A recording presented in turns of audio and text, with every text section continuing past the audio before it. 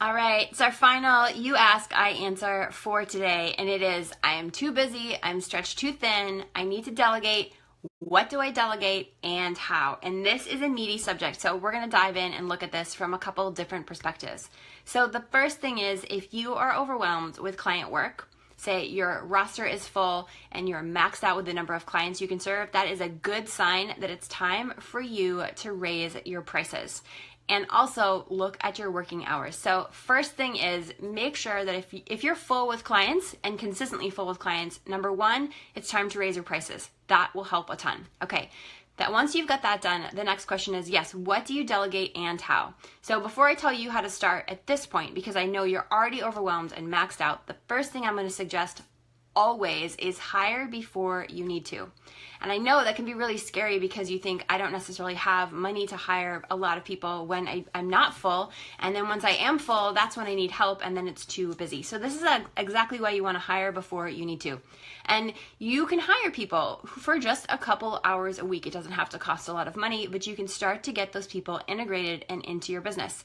So I hired my first virtual assistant maybe 6 months into JennyShe.com. And she just did a couple hours a week of work for me. Wasn't a whole lot, but it just started getting me in the groove of delegating, her in the groove of receiving, understand how the business works, so we could create this solid working relationship. We didn't go from 0 to 100 hours. We just went from 0 to 2 hours, and then to 3, and then to 4, and then to 5, and it was just a little bit by little bit. Slowly and surely I would give her more and more things to work on. And so that is the ideal best case scenario, is you hire somebody right before you really need to hire them so that you can get them on board with how you work and how you delegate way more effectively than when you have no time to train them. Because what often happens is people wait until they are totally overloaded and overwhelmed, and they expect their new assistant to then instantly read their mind and know how to run their whole business.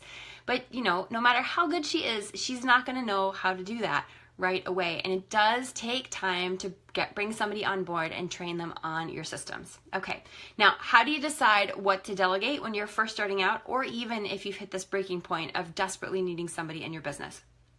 The first thing I recommend people do is they just keep a piece of paper by their desk or by their computer, and on it they just write down everything that they do during the day. So answered emails, responded to comments on Facebook, posted this on social media, scheduled my newsletter, wrote my blog post, whatever it happens to be, write them all down.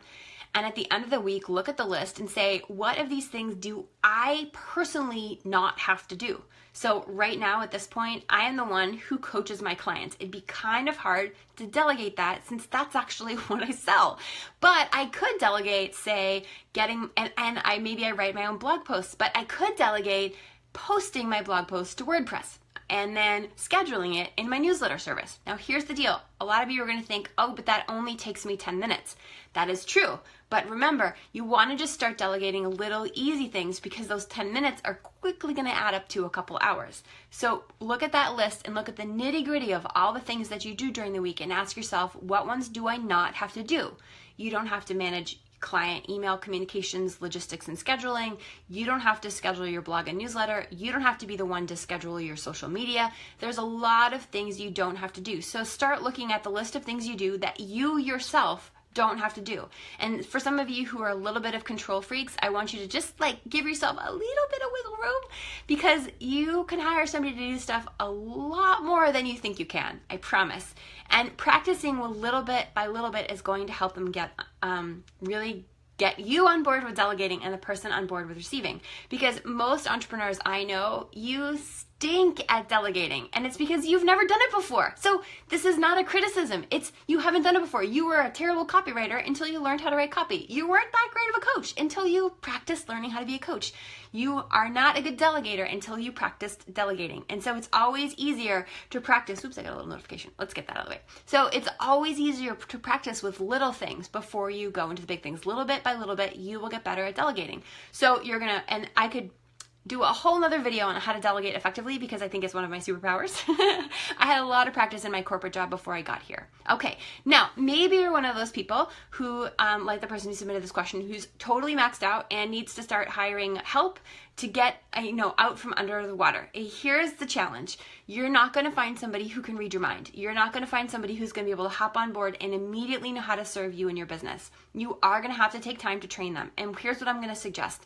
Just build that in. Know that you're going to have to take time to train people. Now, one of the things that can be really effective, and this is what I did to train my first assistant, is when I would post my blog. So one of the first things I trained her on was how to post my blog to WordPress. So I would write it and she would upload it and deal with all the formatting and make sure everything was all working correctly and schedule it, etc. So when I did the task, I put on screen recording software on my computer and I talked through the task. So I pretty much just said, okay, I'm going to show you in this video how to upload my blog to WordPress. Here's where you go to log in. Here's where the password is. Once you're logged in, this is what you click, and then you click here, and then you do this, and here are the things you have to watch out for, and then you do this, and here's how you test it. And she had the whole training video right there. So it only took me a couple minutes more than if I were to just do it myself. And then I sent her the video, and I said, watch this video, check it out, see how it goes, and then you do the next one.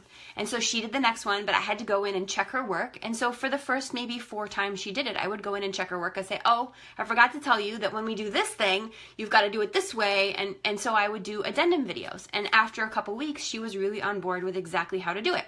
Then we moved on to the next task. Okay, here's how you upload my blog to the newsletter, and here's how you format it. And again, the same thing. I made a training video. When I did it, I gave it to her. She then had to do it a couple weeks in a row. I had to give her feedback on it. After a while, she figured out exactly what needed to get done. And she would learn what was important to me. Like there was a special line, and if there was an extra space there, I didn't want it. So she started to know these little details. The key thing here is when you make these videos, you've got to make the video very thoroughly, give it to them, and let them do it. Now, they're not going to get it right on the first try most times because there's probably something you didn't think of because you just do it naturally, and that's okay. This is part of the training process. So you're going to have to give them feedback, and it's not like you messed up. It's more like, hey, oh, I forgot to tell you. I don't like an extra space here, so here's how you want to fix it. Awesome. And eventually they'll figure all of it out. Eventually you'll run through all the scenarios and they will totally be on top of it. So yes, it's going to take some time to bring in somebody to delegate to, especially if you're already overloaded. But if you look at making your training videos for them in the moment that you are doing it yourself, that definitely will help out. So the first things you want to delegate are things like uploading your blog and newsletter, uploading your blog, scheduling your newsletter, scheduling your social media, managing client schedules. Those are the things that come to mind off the top of my head. But what I would suggest is that you make a list, a detailed list of all of the things that you do day to day in your business, and then notice which ones you don't have to do. Those are the ones you want to start delegating first. And slowly, you're going to find more and more and more things to delegate. And I'll tell you, it is so sweet when you have an awesome team that really helps make everything happen in your business. It's my favorite part of running a business, is operating with such a high functioning team. So hopefully this helps. There's a whole lot more I could say about delegation, but if you've got questions, let me know. And I'm happy to help however I can. It is me who responds to the questions here. That isn't something I outsource. So if you have any questions, let me know and I will respond for you. Have a wonderful Friday.